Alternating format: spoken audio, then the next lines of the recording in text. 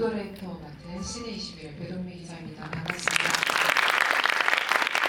네, 그러면 오늘 모신 4학년 보경이의 이옥석 감독님 그리고 자매 등산의 김수영 감독님 모시고 이야기 시작하도록 하겠습니다.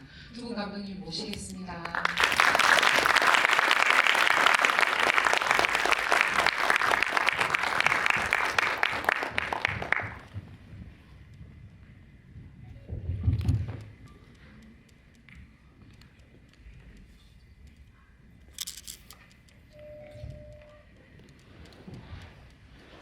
네, 간단하게 오늘 보신 작품에 대해서 소개를 드리자면 3년 보경이 같은 경우는 2014년 미장센 단편영화제에서 사랑에 관한 짧은 필름 섹션에 초청이 되었고 온라인 관객상을 받은 작품입니다.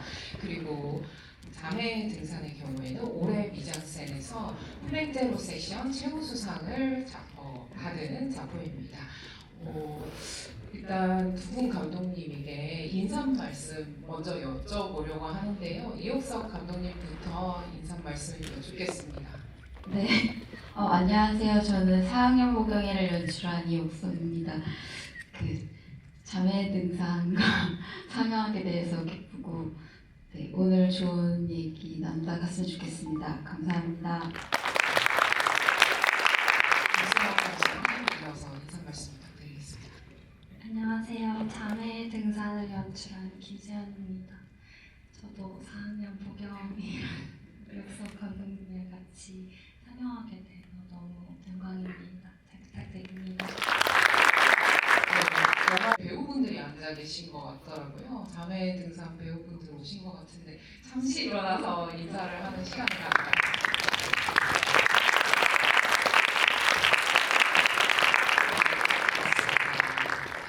네, 그러면 이옥석 감독님부터 이야기를 나누면 좋을 것 같습니다.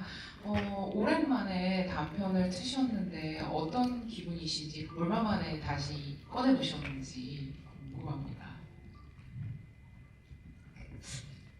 진짜 10년 네, 만인 것 같아요. 10년 만에 네. 이 작품을 다시. 네. 근데 이제 보면서 느꼈던 거는 자매 등산이랑 되게 왜 같이 우리가 하게 됐을까를 막 상상했을 때 심혜인 배우님이 마지막에 신발 이렇게 가져가시잖아요. 그런 것처럼 좀 어떠한 여기 풀리지 않는 어떤 마음을 그런 식으로 해소하는 게 저의 엔딩이랑 감독님의 엔딩이랑 저 혼자 그냥 닮았다고 생각을 하면서 왔던 것 같아요.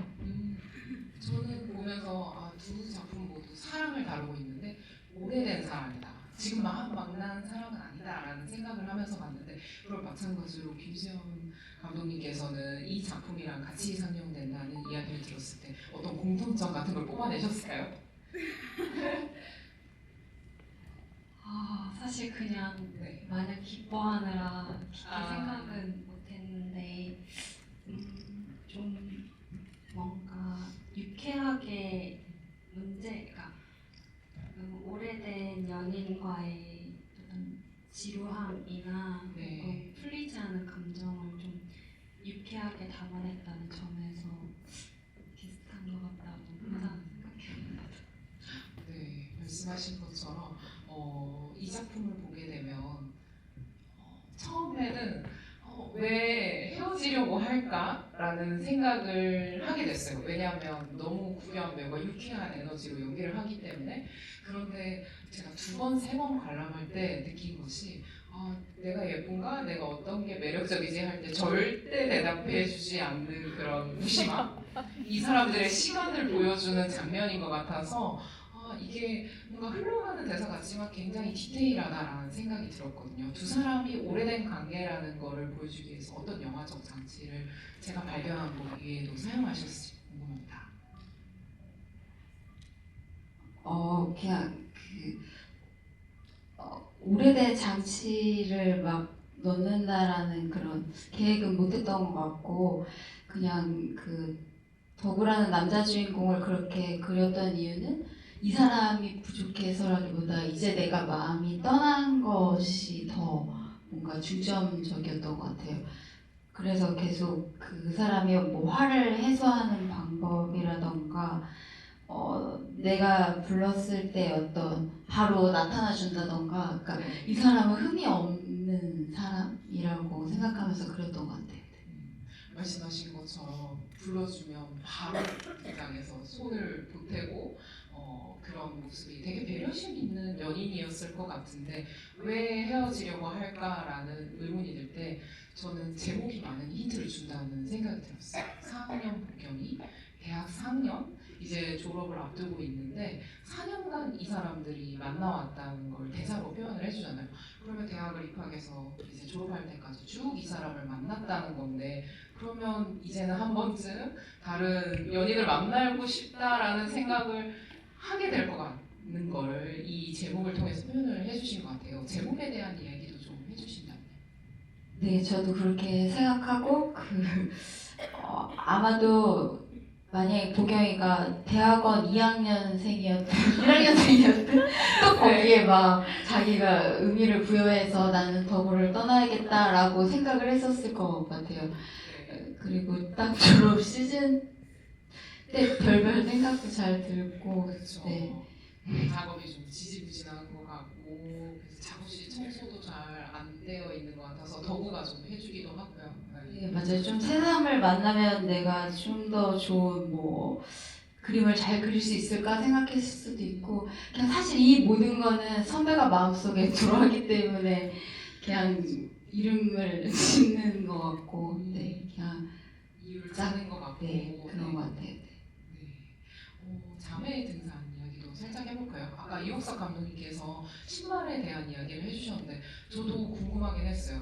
처음에 신발이 등장할 때 그 심혜인 배우께서 연기하신 은지 캐릭터가 신발끈이 풀려 있으니까 은지 미정이 묶어주기도 하고 그리고 두 자매의 부모님이 신발을 사러 가는데 미정이 따라가 주려고 하고 이런 장치를 통해서 신발이 원래 어떤 사람의 처지, 어떤 사람의 신세 이런 거를 상징하는 오래된 상징이기 때문에 아 이렇게 두터운 관계구나 서로 엄청 미안한 관계구나라는 상징으로 신발을 썼구나 하고 이해하면서 영화를 따라갔어요. 근데 마지막 부분에서 그 절에 들어간 형부의 신발 훔쳐오는 모습에서 이거를 오래된 상징으로 쓰지 않고 자신만의 해석을 덧붙이시는 것 같은데 마지막에 신발을 가져오는 그 액션 그거는 어떤 의도에서 연출을 하신 걸까요? 전 말씀 주신 것이랑 일맥상통하는데 신발이 좀 관계를 은유적으로 표현하면 좋겠다고 생각했었어요. 그러니까 은지는 본인 스스로 무언가를 해낼 수 있다고 말하지만 신발끈은 계속 풀려 있고 맞아요. 그걸 묶어주는 사람은 늘 언니고 그래서 산 끝에 올라가서 언니가 그 남자친구와 대면을 하는데 언니의 신발은 더러워져 있고 내 신발끈은 꽉 묶여져 있고 남자의 고무신은 너무 새하얀 걸 보면서 네. 그게 어떤 이 사람의 관계를 대변함과 동시에 그걸 보는 은지의 마음에 좀 영향을 줄 수 있겠다고 생각을 했던 것 같아요. 그래서 마지막에는 이게 전 복수홀이라고 나름 정의를 했을 때 은지가 그걸 가져온다면 조금 이 의미가 이렇게 잘 정리될 수 있겠다라는 생각에서 마지막까지 신발을 사용했던 것 같습니다. 네, 역시 의도를 갖고 사용하신 게 아닌가 했는데 그런 의도가 있었군요. 이 작품은 영화 끝나고 불 켜지기 전까지 훌쩍이는 소리가 많이 들렸어요. 근데 사실 섹션을 출품하실 때는 코미디 섹션으로 출품을 하신 거잖아요. 플랜제로. 그래서 어떻게 코미디로 생각하시고 이걸 시나리오를 쓰신 걸까? 아니면 영화 완성되고 보니 이 영화 전체에 흐르는 웃음 코드를 봤을 때 코미디 섹션에 내자라고 생각을 하셨을지 궁금했어요. 이게 플랜제로 섹션에 내면 좋겠다고 말씀해 주신 건 사실 배급을 담당해준 권서연 팀장님이신데 저도 너무 동의를 했던 게 애시당초 이 영화를 만들 때 저만의 어떤 목적이 있다면은 좀 장애를 소재로 다루되 현실을 왜곡하지 않는 선에서 최대한 유쾌하게 풀어보고 싶었어요.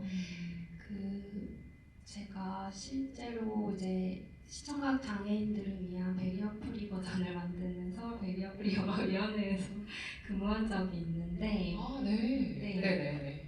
근데 이제 장애를 소재로 다루는 많은 작품들이 어쨌든 소수자의 시선에서 불평등을 이야기하기 때문에 엄숙한 경우가 많다고 느꼈었어요. 근데 그 또한 전 너무 처참한 작품이라고 보는데 실제적으로는 공동체 상영을 하기가 조금 이렇게 제안하기 조금 조심스러운 면이 있었거든요. 그래서 이 영화를 좀 다양한 분들과 많이 만나고 싶기도 하고 이 장애를 좀 장르적으로 색다르게 풀어보고 싶다. 그 두 가지 목적이 있었기 때문에 팀장님께서 제안 주셨을 때 너무 좋다고 생각했던 것 같아요. 네, 그래서 웃다가 나중에는 울게 되는 그런 영화를 저희가 풀멘트 섹션으로 만나봤던 게 아닌가 싶습니다. 제가 아까 들어오기 전에 이옥석 감독님하고 이야기를 나누다가 이 작품을 그 다른 심사위원분들이 극찬을 하셨다고 들었는데 운영위원회 분들이나 아니면 기성 감독님께서 이 작품에 대해서 어떤 이야기를 좀 해주셨는지 들려주실까요? 이종필 감독님께서 너무너무 응원하고 좋아하셔서 무조건 봐야 된다. 막 그러면서 약간 거의 가족같이 정말 계속 얘기를 해주셔서 진짜 좋은가 보다 했는데 왜 좋아하는지를 저도 이제 느꼈었죠. 거의 가족이 아닐까 싶을 정도로 발벗고 나서 이 작품 봐야 된다 이야기를 하셨군요. 네. 네. 저도 왜 추천하신지 알 것 같습니다. 두 작품을 아까 묶어서 상영하는 이유에 대해서 두 분께서 생각하셨다고 했는데 괜히 한번 곱씹어 보게 되는 것 같아요. 두 작품의 어떤 공통된 경향이라고 할까요? 말에서 오는 즐거움을 좀 두 분 다 대사에서 녹여내시고 아니면 영화적인 상황으로 풀어내신 것 같아요. 그 자매의 등산 같은 경우에는 이정희에게 동생 은지가 이야기하잖아요. 네가 부처냐라고 하는데 공교롭게 파혼 대상자가 절에 들어가 있다는 점, 이런 점이 공교롭게 다가오는 것 같고 이옥석 감독님이 연출하신 사학년 보명이 같은 경우에는 환승하고 싶은 이 마음을 대변하듯이 그 지하철에서 환승에 대한 이야기를 하는 안내 멘트를 여러 번 반복해서 들려준다거나 이런 말에서 오는 즐거움을 두 분 다 사용하신 것 같아요. 그래서 시나리오를 쓰실 때 각별히 이와 관련해서 좀 고심하신 지점이 있다면 두 분 다 이야기해 주시면 좋겠습니다.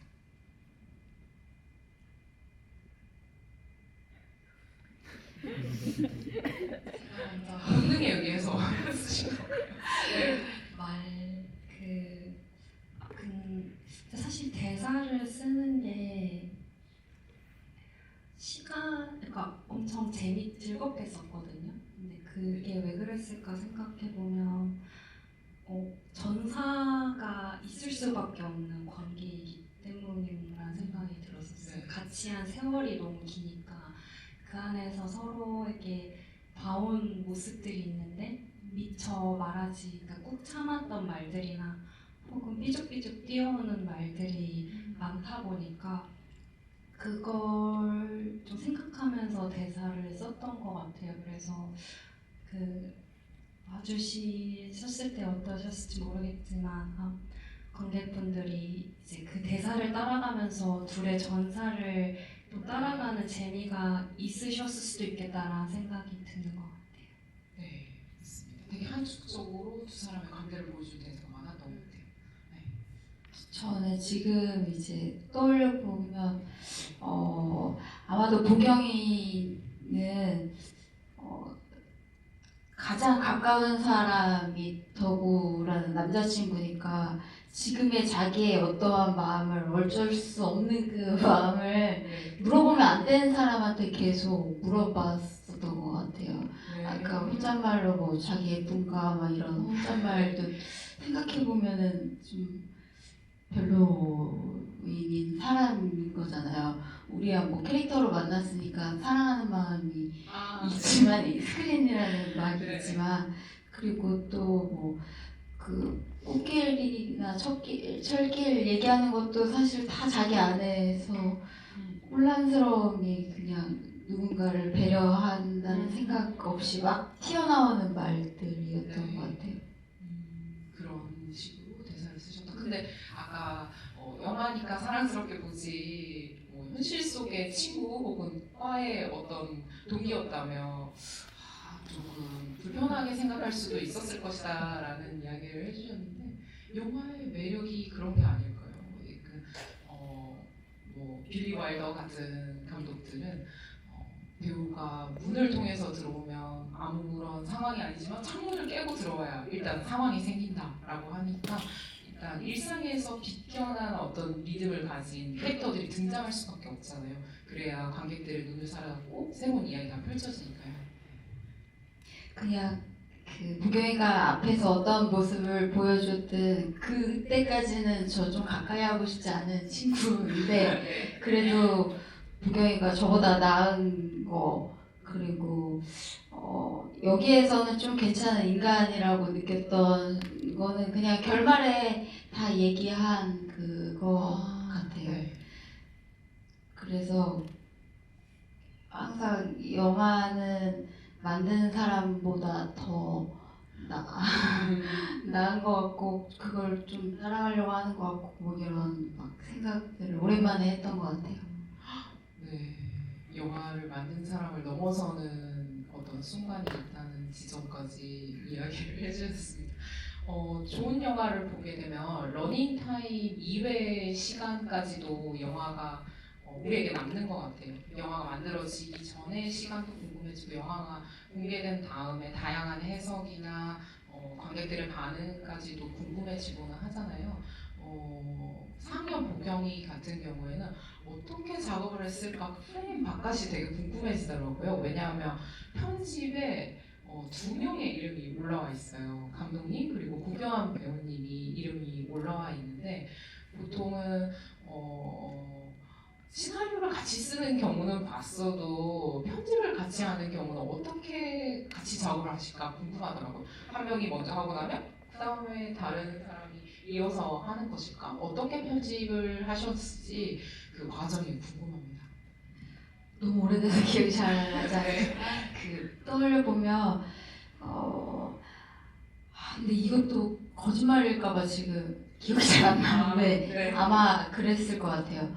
초벌을 좀 먼저 하고 이제 국현 선배가 이게 근데 이러면 또 초벌을 했다고 했을 것 같기도 하고 그러니까 대부분은 좀 풀리지 않는 데에는 상대의 어떤 편집을 한번 보자 뭐 이런 식으로 좀 하기도 하고 최근 작업에서는 서로 좋아하는 씬들을 각자 하거나 똑같이 좋으면 그걸 그냥 각자 나름대로 보여서 어떠한 사람이 있으면 앞에서 뭐가 더 낫냐 유혹으로 가냐 이런 식으로 지금은 그렇게 하는데 이게 너무 오래돼서 잘 기억은 나지 않아요.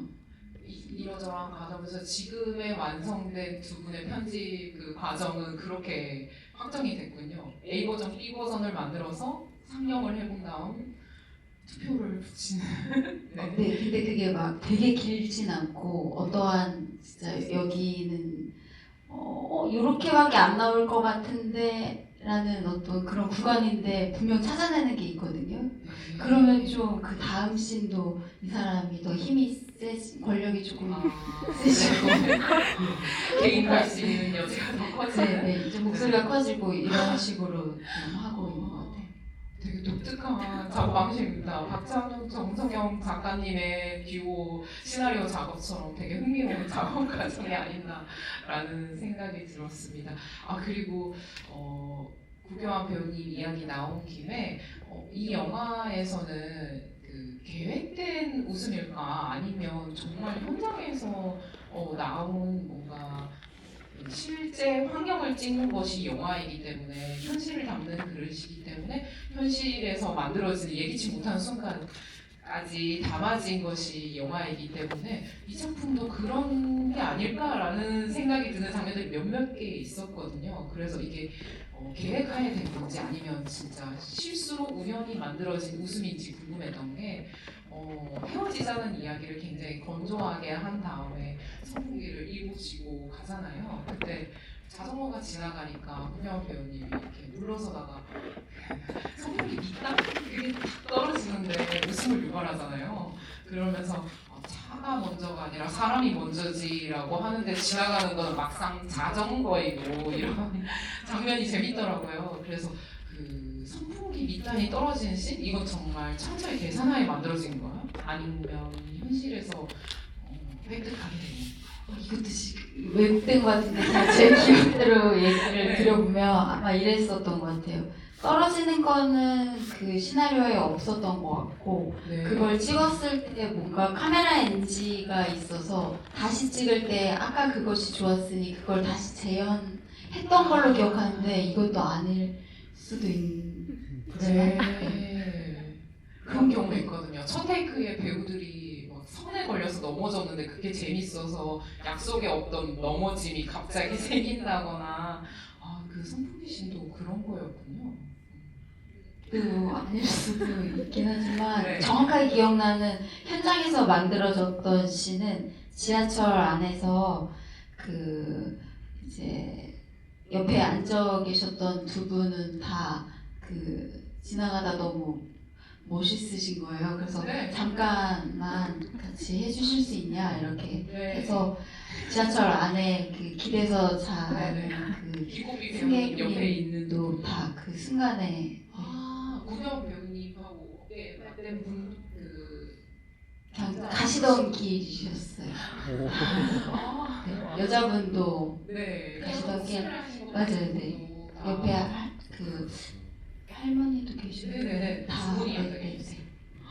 현장에서 이렇게 캐스팅을 했는데 너무 영화적인 분들을 만나신 게 아닌가 싶습니다. 그러면 그 장면 외에도 여쭤보고 싶었던 것이 이 작품에 정말 신기한 것은 볼 때마다 웃음이 터지는 저한테는 두 구간이 있는데요. 하나는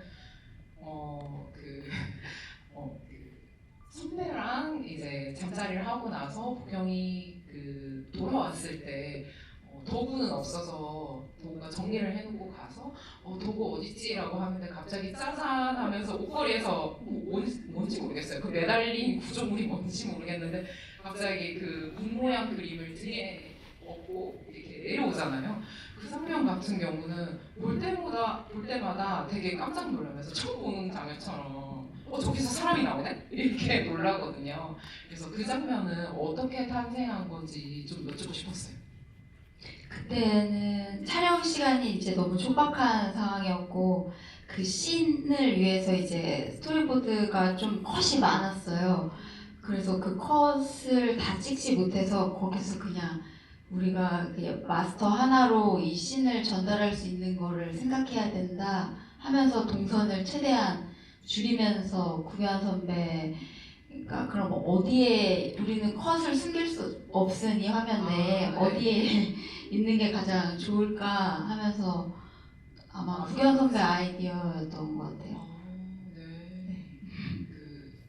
덧붙여 설명을 드리자면 컷에서 찍으면 카메라를 돌리고 조명 세팅하고 이런 시간이 들기 때문에 카메라 픽셀에 넣고 딱 한 샷으로 이 사람들의 관계를 보여주기 위해서 하다 보니까 탄생하는 장면이다. 네. 그래서 제약이 어쩌면은 조금 변태 같은데 아이디어를 잘 나오게 하는 거. 네. 재밌네요. 전혀 몰랐던 뒷이야기였습니다. 그리고 자매 등산 이야기로 다시 돌아가 보자면 이 영화에서 가장 인상적인 장면 중에 하나가 은지가 준비했던 축가를 불러준 씬일 텐데요. 많은 분들이 그 장면에서 극장에서 객석에서 저랑 같이 많이들 우셨던 기억이 나요. 그래서 이 장면은 준비할 때 굉장히 까다로울 것이고 많은 리허설도 하셨을 것 같고 배우분들도 굉장히 긴장하면서 찍었을 것 같은데 어떤 준비 과정을 거치셨는지 이야기를 좀 전해주시면. 사실 리허설은 많이 안 냈고 그래요. 대신에 이제 고증을 위해서 자문을 많이 받았었어요. 실제 네. 장애 정도에 따라서 발화를 어떻게 하는지 이제 코다 선생님께 자문을 받아서 가정 내에서 노래를 부르는 게 자연스러운 일이 맞는지 네.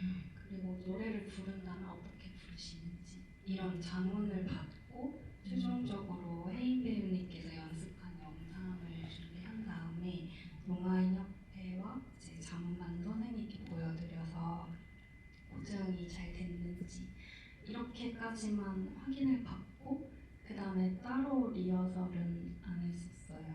네. 그러고 네. 나서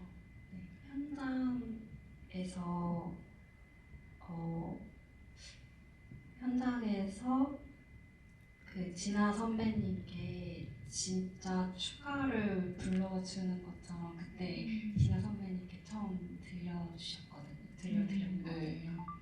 그렇게 한 이유는 사실 그 장면에서의 고증이 되게 중요하긴 하지만 1순위는 아니라고 사실은 생각이 들었었어요. 그 안에서 느껴지는 좀 은지나 미정의 감정이 중요하기 때문에 그거는 계속 보고 계속 연습하면 달아버리는 것 같아서 조금 귀하게 가져가고 싶었고 그리고 현장에서 혜인 배우님이 아이디어를 내주신 건데 본인이 노래하고 있을 때 좀 바라봐 달라고 하셔서 네. 저희 스태프들이 롤을 다 누르고 그다음에 이렇게 혜인 배우님을 바라봤거든요. 네. 근데 그때가 되게 기억에 많이 남고 혜영민님이 되게 쑥스러워하셨는데 그때 말은 못했지만 보는 저도 쑥스러웠거든요. 그게 마치 축가자리처럼 느껴져서 좀 귀하게 느껴졌던 것 같습니다. 연습을 거듭하면 달아버릴까봐라는 말씀이 너무 소중하고 귀하게 여겨지는 것 같네요. 그래서 진짜 축가 부르는 거는 아무리 잘 불러도 그 조마조마한 느낌이 있잖아요. 왜냐하면 남의 잔치에 실수를 하지 않을까라는 거를 지켜보는 마음, 그게 스크린을 통해서 전해진 것 같아서 네, 이야기 들려주셔서 감사합니다. 아까 이야기 설명하시면서 제가 의문처럼 말씀을 드리는 걸 수도 있는데 그 문화상 그런 가족끼리 노래를 부르는 게 흔한 일인지 물어보셨다고 했잖아요. 그게 실제로 흔한 일인가요? 네, 그 맥락을 좀 설명을 해주시면요. 제가 사실 그 노래 장면, 실제로 저희 이모가 청각장애가 있으신데 저희 이모는 후천적인 청각장애이기 때문에 그냥 노래 부르는 게 자연스러운 일이셨거든요. 네. 근데 이제 실제로 영화를 보여줄 때 혹시 이 장면이 그냥 관객분들께 감정적인 동요를 일으키기 위해서 수단으로 사용될까봐 너무 걱정이 되는 거예요. 이거는 좀 고증이 확실히 필요해서 실제 농인 코다 문화를 확인하려고 했었고 그래서 자문을 좀 많이 받았었어요. 근데 용기를 받았던 건 코다 자문을 해주신 이주미 통역가님 분께서 비장애인이 보기에는 생소할 수 있지만 사실 우리는 자연스러운 문화고 음악을 즐긴다고 그래서 노래방을 자주 찾아가신대요. 왜냐하면 그 음악을 저음으로 좀 많이 느끼기 때문에 약간 박동 네. 이런 걸로요? 저음? 네. 그래서 노래방에도 많이 찾아가시고 노래를 부르실 때 꼭 노래방 화면에 가사가 네. 색깔이 칠해지는 걸 보면서 박자를 맞추신다고 하더라고요.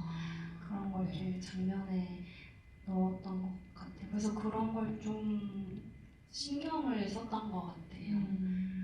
네.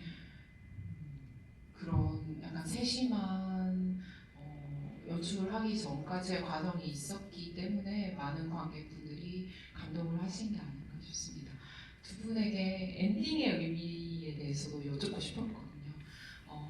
우선은 보경이는 덕우와의 관계가 아무래도 마무리된 것 같아요. 그러고 나서 선풍기를 틀고 선풍기를 마주보고 앉아 있는데 작은 미세한 한숨 같은 걸 쉬거든요. 이게 뭔가 드디어 이 연인 관계가 끝났다는 것일까요? 아니면 어떠한 의미의 한숨이었을까 궁금했어요. 보는 사람에 따라 해석이 달라지는 재미도 있지만 감독님의 연출 의도는 무엇이었을지 궁금했습니다.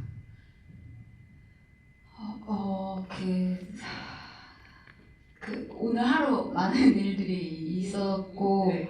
내가 좋아하는 선배 집에도 갔다 왔고, 미루고 미뤘던 어떤 어려운 말도 했고, 이거에 대한 한숨이어서 예전에는 바로 다음에 선배랑 뭔가 사귈까, 그 백수장 선배랑 네. 사귈까, 막 이런 생각을 막 상상해봤었는데 그런 건 아닌 것 같고, 어쨌든 오늘 하루 내가 할 수 있는 한 다 했다라는 한숨 같은데, 이게 또 어렵네요. 그냥 저는 그 선풍기의 딱딱딱 그 소리는 앞으로의 또 보경이는 엄청나게 흔들리면서 또 이렇게 사랑해 나가겠지라는 그냥 그 정도로만 생각했었고, 한숨은 저도 잘 한숨은 뭔가 오늘은 여기까지면 되었다라는 느낌일 수도 있겠고 다양한 범위로 해석이 가능한 것 같습니다. 같은 질문을 김세현 감독님한테도 여쭙고 싶은데요. 두 사람이 이제 자매가 고무신을 가방에 놓고 산을 내려가는데 그 발걸음이 후련해 보이기도 하거든요. 어떤 파운의 마지막 그 완결점을 지었다고 할까요? 그 과정이 왜 일어났는지에 대해서 두 사람이 이제 해석을 하게 되었고 어떤 식으로든 이야기를 듣게 되었으니까요. 그래서 두 사람의 발걸음, 두 사람의 마지막 그 어떻게 해석하시면서 이렇게 연출하신 건지 궁금해요. 네, 말씀해주신 의도였던 것 같아요. 그러니까 모든 하지 못했던 말과 듣지 못했던 말을 서로 다 듣고 후련하게 내려오었으면 좋겠다고 생각했고, 그게 첫 장면이랑 완전히 대조됐으면 좋겠다는 생각이 들어서 그 두 분 내려오실 때 식장에서 손잡고 오는 것처럼 그런 마음으로 내려와 주셨으면 좋겠다 했던 것 결혼식장에서 네. 손잡고는 행진하는 것과 같은 장면. 네. 그런 훌가분한 약간 결혼식장에서 마지막 행진할 때 이 결혼식을 준비할 때 이 지나는 날이 끝났다라는 것을 떨쳐내는 홀가분한 그런 마지막 발걸음 같은 파혼이 이제 정말로 종지부를 찍게 되었다라는 발걸음이 아니었나 생각이 됩니다. 저희 그 시간이 거의 다 되어서요. 두 분에게 차기작에 대한 이야기를 좀 깊좀 듣고 싶은데요. 어떤 작품 이야기도 좋고 아니면 시나리오를 쓰고 있는 과정도 좋고요. 물론 이혁석 제가 알기로 너의 나라라는 다른 신작을 지금 네, 공개하실 예정으로 알고 있는데 이야기를 좀 오늘 오신 분들에게 들려주신다면요. 아직 그 구경 선배랑 편지 이제 아직 뭐라고 해야 되지? 더 좋게 만들려고 하고 있습니다. 한 작업 네네. 중이시다. 네. 편집 중에 있는 건가요 지금? 네. 네. 너무 보고 싶네요. 그러면 김수현 감독님. 저는 그 장편 시나리오를 쓰고 있는데요. 이제 미호모의 이야기를 쓰고 있고, 좀 공동체 생활에 대한 관심이 좀 높아져가지고 같이 사는 건 뭘까 이런 생각을 주제로 이야기를 풀어내고 싶은데, 최대한 영화 주모처럼 유쾌하게 풀어내고 싶어서 있어서 자료 조사를 열심히 하고 있습니다. 그러면 아직 시나리오를 쓰기 전 단계이신 거예요? 신호 정도는 나왔는데 네. 제가 너무 이 세계를 모르고 쓴 것 같아서 창피해가지고 아직 꽁꽁 숨겨놓고 다듬고 있습니다. 아, 네. 많은 그 감독님들께서 시나리오 쓰기 전에 엄청나게 자료 조사를 하시잖아요. 그 단계에 와 계시다는 말씀이신 것 같네요. 그러면 오늘 자리를 마무리하면서 마지막 인사 말씀을 각각 여쭙도록 하겠습니다. 이옥석 감독님부터 오늘 자리하신 수감과 함께 마지막 인사 말씀 부탁드립니다.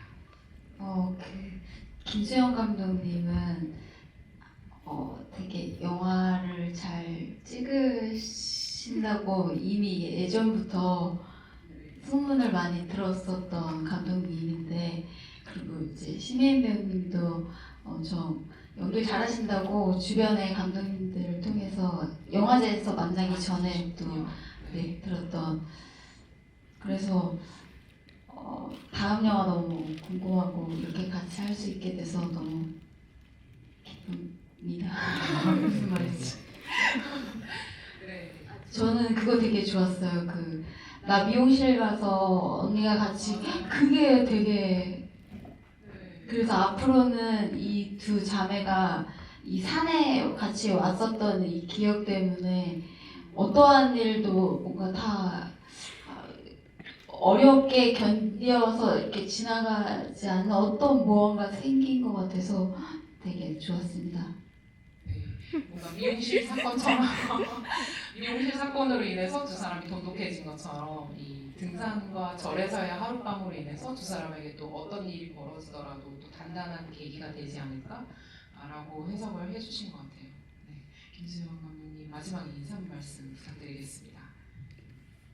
저는 오늘 팬심으로 왔는데 그래서 옆에서 말씀하시는 게 너무 신기하고 감사한 마음으로 이렇게 참여해 주셔서 너무 감사하고, 그리고 관객분들께 너무 감사한 것 같아요. 이번에 영화가 상영이 되면서 느낀 게, 왜 이렇게 영화는 관객들한테 다가갈 때 완성된다라는 말을 그냥 문장으로만 익혔는데 좀 실감하는 요즘이거든요. 그래서 오늘 이 자리에 와주신 관객 한 분 한 분께 너무 감사드리고, 영화가 다가갈 수 있어서 진짜 감사한 기회라고 생각합니다. 네, 저녁 맛있게 드세요.